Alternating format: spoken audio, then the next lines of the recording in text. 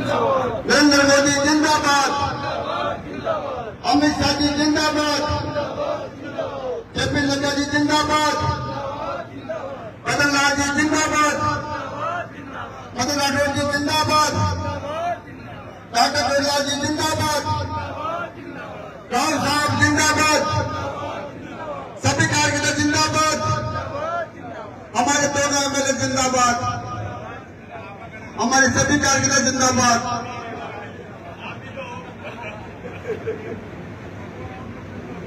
जमा रामगढ़ जिंदाबाद, रामगढ़ बंदा जिंदाबाद। आज डॉक्टर श्यामा प्रसाद मुखर्जी की पुण्यतिथि पर और जो काला दिवस जो आपातकालीन लगाया था कांग्रेस ने, उस आपातकालीन की आज की पुण्यतिथि है। हमारे डॉक्टर श्यामा प्रसाद मुखर्जी जिनका कर्म था कश्मीर के लिए, हम कहते थे, हम नारा लगा करते थे, जहां हुए बलिदान मुखर्जी वो कश्मीर हमारा है, सारा के सारा हमारा है। और ये काम हमारे देश के यशस्वी प्रधानमंत्री नरेंद्र मोदी जी ने उस और कदम बढ़ा चुके हैं। धारा 370 हट चुकी है, देश में अमन चैन है। लेकिन साथियों, वो काला दिवस, वो आपातकाल का समय जब जहां पर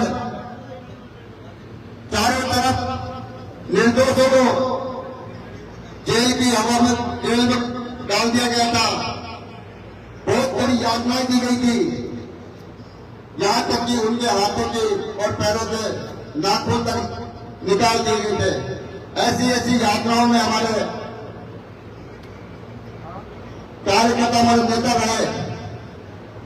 उस समय के उस दिवस को हम पूरे देश में काला दिवस के रूप में मनाते हैं, क्योंकि ना प्रेस को आजादी रही, न बोलने चालने की आजादी थी, ना कोई व्यक्ति अपने मन से अपने कहीं जा सकता था। यहां तक कि प्रेस के हमारे पत्रकारों को भी जेल में डाल दिया गया था, नजरबंद कर दिया गया था। ऐसे उस समय तक नरेंद्र सरकार के उस कार्यकाल को हम काला देश के रूप में मनाते हैं। हमारे ऐसे बहुत से नेता थे जिन्होंने कई सालों तक जेल में यात्राएं झेली।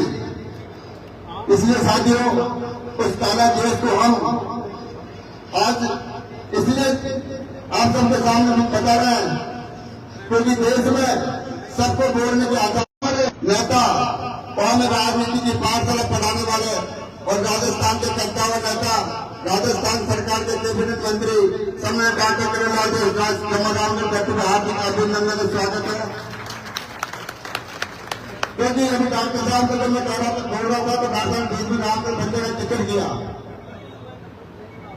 डॉक्टर साहब जमाराम निर्माण के लिए या के अतिक्रमण के लिए यहाँ पे हमारे बीच में बहुत बड़ा आंदोलन करके गए थे और इन्होंने जनता में बहुत अलग जगाई थी और इनका सपना रहा था कि रामगढ़ बांध जी को इसमें पानी आए। गांव गांव जाकर डॉक्टर साहब ने पीले चावल बांटे थे।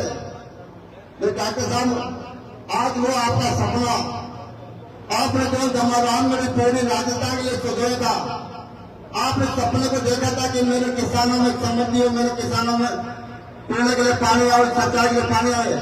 वो सपना धीरे धीरे आपके आंखों के सामने आपने जो बीज बोए थे, फिर पूरे राजस्थान में हमारे देश के यशस्वी प्रधानमंत्री नरेंद्र मोदी जी ने पूरे राजस्थान नहर परियोजना, जो जब अब रामगढ़ सेतु परियोजना के नाम से जानी जाती है, उसको राष्ट्रीय परियोजना घोषित करवा के आपने एक ऐतिहासिक काम किया है।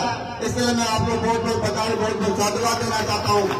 और इस जमारामगढ़ भाग में प्रथम फेज से जुड़ा कर इससे तक जो पानी लाने का जो काम किया है, इसके लिए जमारामगढ़ के संपूर्ण वासी आपका कई दिल से शुक्रगुजार है, साधुवाद है, धन्यवाद देते आपके आभारी है। इसलिए इस अवसर पर मैं, क्योंकि ये बात जरूरी थी कि रामगढ़ बांध में जब भी कोई चर्चा होती है तो आपका नाम, आपका जिक्र आए बिना नहीं रहता है, क्योंकि आपने कई वर्षों पहले हम आपके पास कई आते थे तो आप इस बात का जिक्र करते थे कि पूरे राजस्थान, मैं इसको सपने के रूप में देखता हूँ कि मेरा पूरे राजस्थान में किसी प्रकार के किसानों को खेती के लिए पानी मिले, किस प्रकार जनता को पीने के लिए पानी मिले। और ये रामगढ़ बांध जयपुर की लाइफ लाइन है। ये रामगढ़ बांध जयपुरवासी की आत्मा में बसा हुआ है, हर व्यक्ति की आत्मा में रामगढ़ बांध पुनः जीवित हो, और ये होगा। आप सबने इसके मिलकर इसके लिए काम किया। मैं धन्यवाद देता हूँ हमारे सांसद साहब महोदय को, हमारे मार्गदर्शक, जो लोकसभा में एक अपने आवाज के सामने पूरे दुनिया की सबसे बड़ी पंचायत उसमें बोल के रामगढ़ बांध की चर्चा करते हैं, और दिल्ली से आप पैसे भेजते हैं रामगढ़ बांध के लिए। आपने इस रामगढ़ बांध को ARC में जुड़वा कर और इसको राष्ट्रीय परियोजना घोषित करवाई, इसके लिए आपको बहुत बहुत धन्यवाद। आपके सांसद साहब को एक बार पुनः सभी अतिथिगण हमारा पता है, जिनका मैं नाम नहीं ले पाया, हमारे संगठन के सभी प्रभारी, हमारे जिला अध्यक्ष, हमारे महामंत्री, हमारे मार्गदर्शक, सभी को वंदन है, स्वागत है, राम राम का जय हिंद। बहुत बहुत स्वागत सम्मान्य विधायक साहब।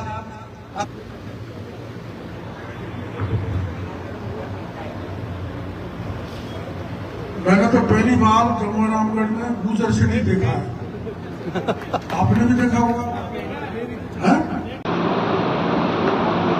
श्यामा प्रसाद मुखर्जी ने देश के लिए और जम्मू कश्मीर के लिए अपना बलिदान दे दिया।